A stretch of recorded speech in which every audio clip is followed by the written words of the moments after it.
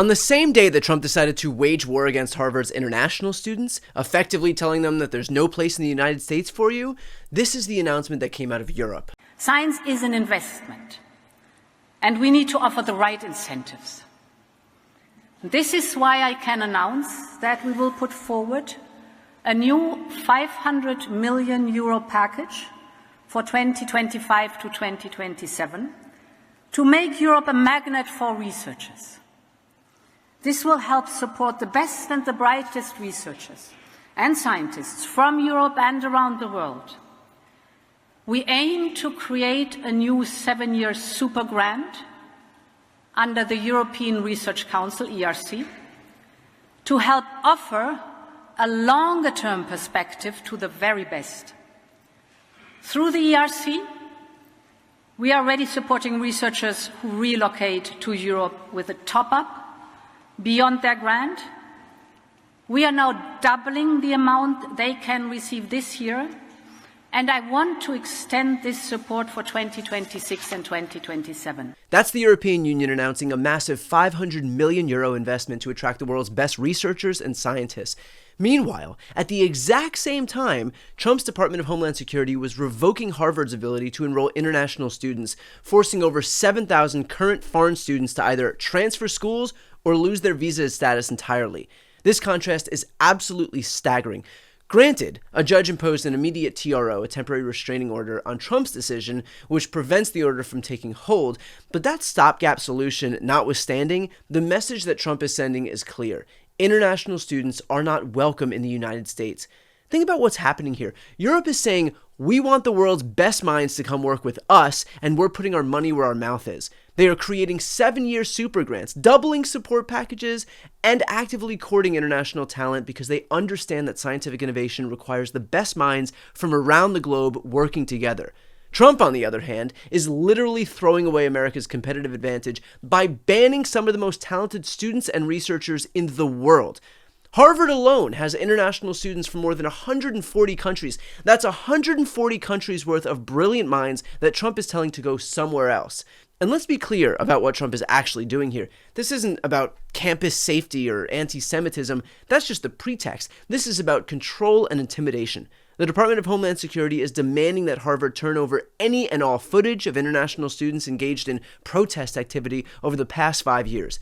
They want disciplinary records, they want video footage, they want audio recordings, basically a complete surveillance dossier on every foreign student. The same political party that warns about communism from dawn till dusk is ushering in the exact same thing they spend so much time panicking about. But here's the thing that Trump and his administration are too short-sighted to understand. When you drive away international talent, it doesn't just disappear into the ether. It goes to your competitors. And Europe is explicitly positioning itself to be the beneficiary of Donald Trump's stupidity. The EU isn't just talking about attracting European researchers, they are specifically saying that they want the best and brightest researchers and scientists from Europe and around the world. They are creating the programs specifically designed to help researchers relocate to Europe. They understand that brain drain is brain gain, that when America loses talent, Europe wins. This is exactly what happened, by the way, during the 1930s when European fascists started targeting academics and intellectuals. Brilliant minds fled to America, and that influx of talent helped fuel decades and decades and decades of American scientific and technological dominance that we still benefit from today. We became the world's leading research destination because we welcomed the people that authoritarian regimes were driving away. Now, Donald Trump is reversing that formula. He is creating the exact conditions that will drive the world's best minds to seek opportunities elsewhere. And Europe is ready and waiting with open arms and €500 million in funding to accept them. And that's a point I discussed with attorney Norm Eisen here. Trump's actual slogan, Brian, should be "Make America Small Again" or "Make America Poor Again," because part of what has contributed to American greatness is we are a nation of migrants, including our education system. And students like these 7,000 or so Harvard students who've been unconstitutionally targeted by Trump come here. They contribute. I'm a graduate of Harvard Law School, so I know they contribute to the law school community. They make us all better. They contribute financially, but many of them stay. And they truly Right. make America great in the sciences, in our innovations, in business, providing health care, doing so much for our country. That's what powered us to be the mightiest, most prosperous, most successful country on earth. Driving them away is only going to harm all Americans. Shame on Donald Trump. Fortunately, less than 24 hours, the court said this is complete unconstitutional, illegal garbage. They've frozen it, and rightly so. This will never succeed. So we should send a message because some of these foreign students who at Harvard and elsewhere who are discouraged and chilled, and they're the attempted targets of bullying. Don't listen to Donald Trump.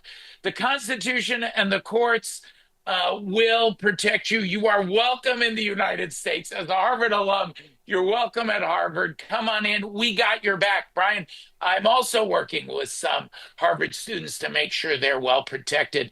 We have your back, and the Constitution has your back. And let's be clear, it's not just the students alone who are being targeted that we have to worry about. It's also the chilling effect that this has on all international students and researchers, the chilling effect this has on all immigration, the chilling effect this has on all tourism.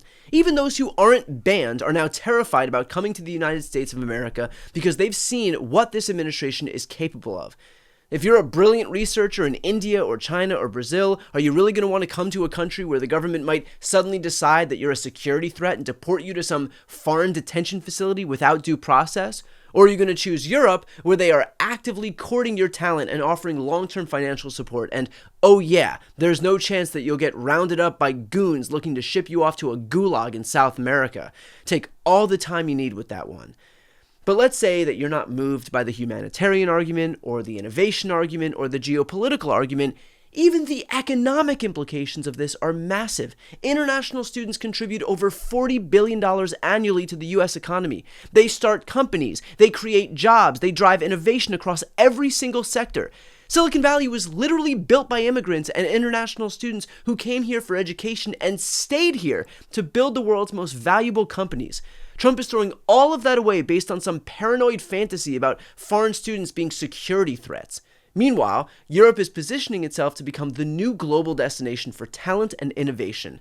And what's worse, this is just the beginning. Homeland Security Secretary Kristi Noem explicitly used Harvard as an example to terrorize every other university into submission. Could you foresee, or are you now considering similar moves with other universities like Columbia that has allowed Jewish students to be threatened and made unsafe? Absolutely. We are absolutely. This should be a warning to every other university to get your act together. Get your act together, because we are coming to make sure that these programs, that you are facilitating an environment where students can learn, where they're safe, and that they're not discriminated against based on their race or their religion. Anti-Semitism will not be stood for, and any participation with a country or an entity or a terrorist group that hates America and perpetuates this kind of violence, we will stop it, and we will not allow that to happen, especially in places where our kids need to grow up and really learn what this country is about, what the world is about, and what it means to promote freedom and liberty. And let's remember for a moment who these international students actually are. They aren't security threats. These are some of the most talented young people in the world who choose to come to America for education and oftentimes stay.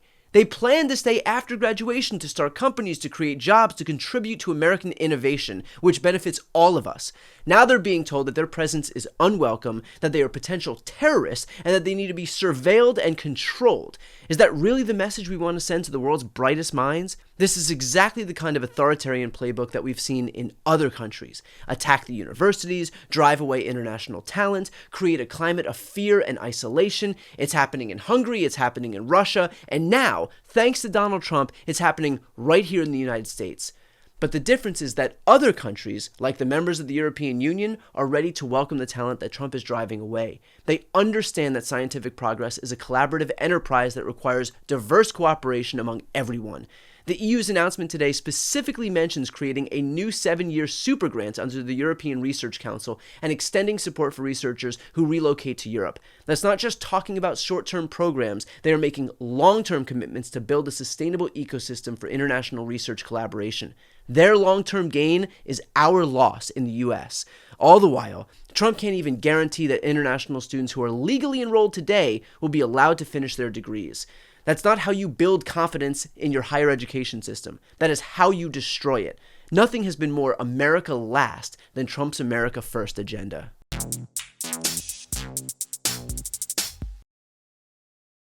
Before you go, if you enjoyed this content and you want to see more and support independent media, please subscribe to this channel. The subscribe button will be right here on the screen.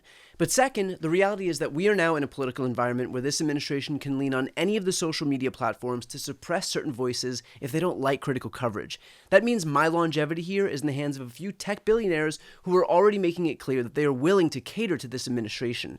To that end, signing up for my newsletter is a way for me to reach you directly if that ever becomes necessary. I'll put the link right here on the screen as well, so please sign up. It's free, but there's also an option to do a paid subscription if you'd like to support me and my team. I really appreciate it. Thanks so much for watching.